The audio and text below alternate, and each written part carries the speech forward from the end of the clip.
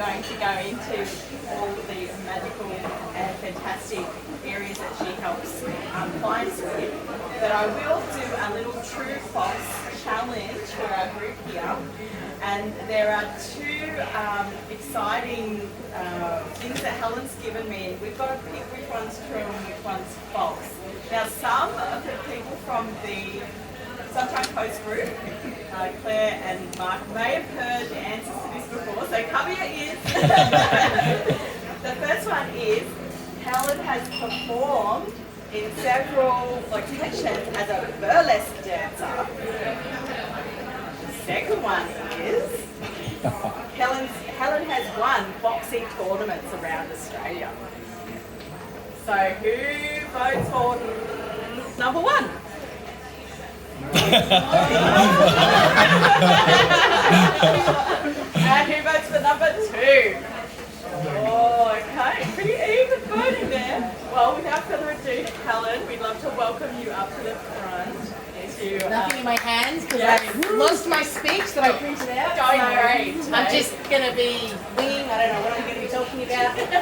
But in answer to your question, into the truth in there is I have performed burlesque.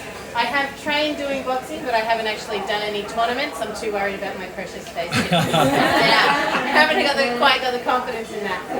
So today, what my topic is going to be on is our 4 powers, and the only 4 powers that we as humans actually have control over. Does anybody want to have a guess on what those 4 powers might actually be? Fire, air,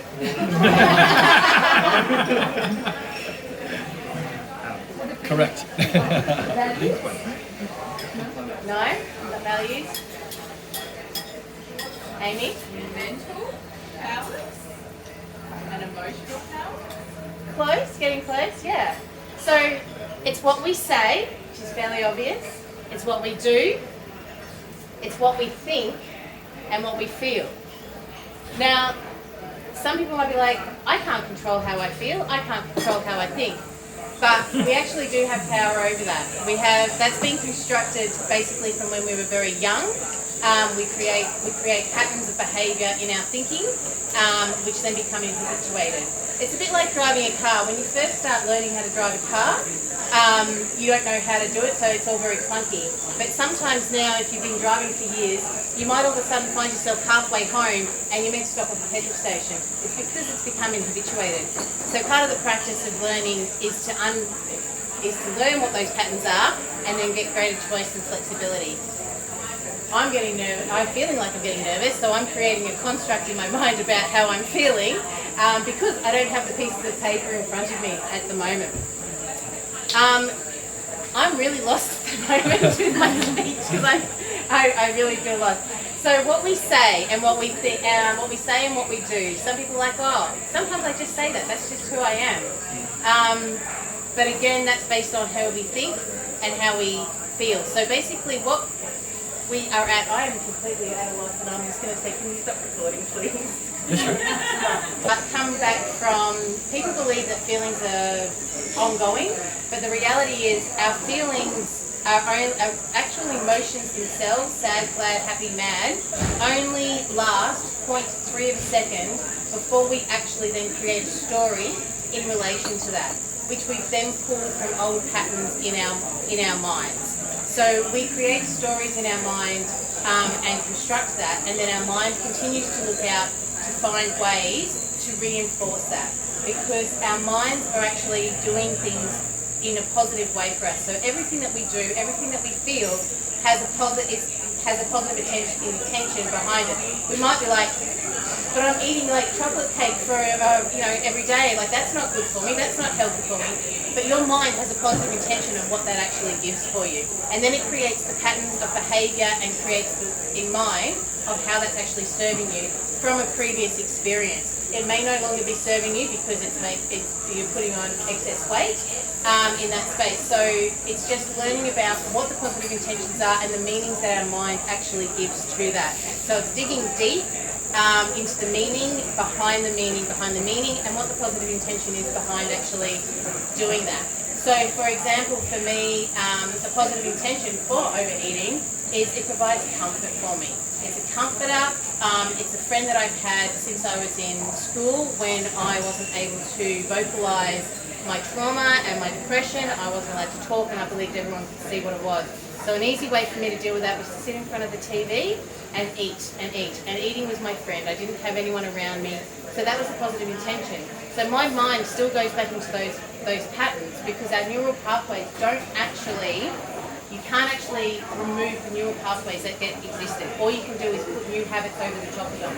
So there was a study, which I found out only recently through a podcast, there was a study about mice and cocaine and they to food. So they found that these mice would go and find a pathway and then they would continue to follow that pathway even if it was poison because of the habit that they had formed in their brain. They then reprogrammed the mice to follow a different path to find food. Now those mice would continue to do that, but then as soon as they changed where that program was, the mice immediately went back to the original pathway, even though they'd been retrained and had that other pathway. So that's why we tend to fall back into the same habits over and over again, because those neural pathways don't actually go away, we just create new ones over the top of them. So it is this constant working through those elements in that space. So, does anyone have any questions so far on that matter? Where did the cocaine come in? So they basically put food with cocaine in it to make the rats go and to go and find that, because that is how they would continuously go there even to the point of death. Okay.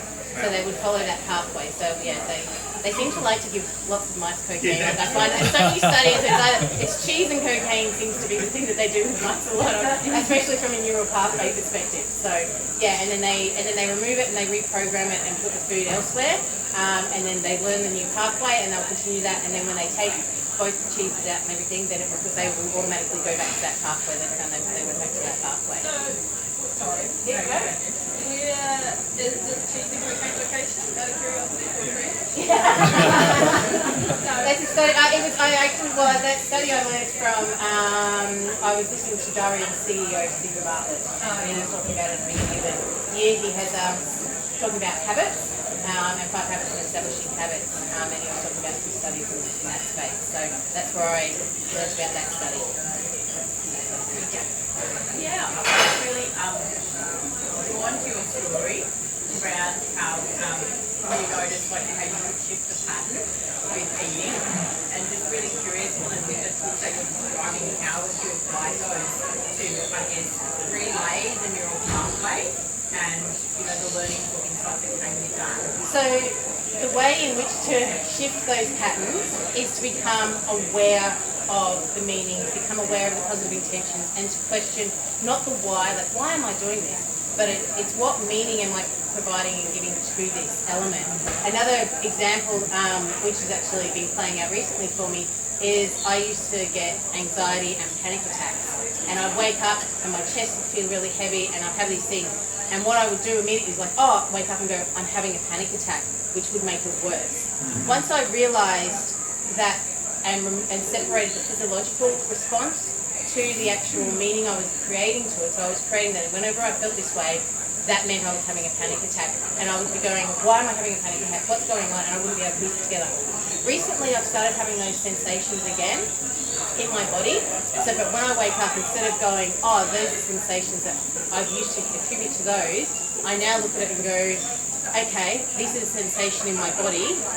What's going on in my body? And that actually reduces the effects of what's happening within inside my body, because I'm separating it out and not creating a program, and what we call metastating, and creating a story behind what's actually going on. And that's what we have a tendency to do in our minds, is actually create a story about what's meaning. So it's like, oh, Claire's nodding, that must mean she likes me. Or it might not. Or Mark's looking down, he's not looking at me. Oh, that must mean he doesn't like me, or he's not engaged in the story. So that must mean that I'm really shit at telling this story and I'm really bad at doing this, so therefore I shouldn't be giving speeches and therefore I shouldn't be da-da-da-da-da. And then we create this whole big story and scenario to the point where I'm not going out of my house because Chris looked at me, didn't look at me. But the reality is, if I go, Chris, what were you doing? He's like, I'm making notes because I'm really enjoying this conversation.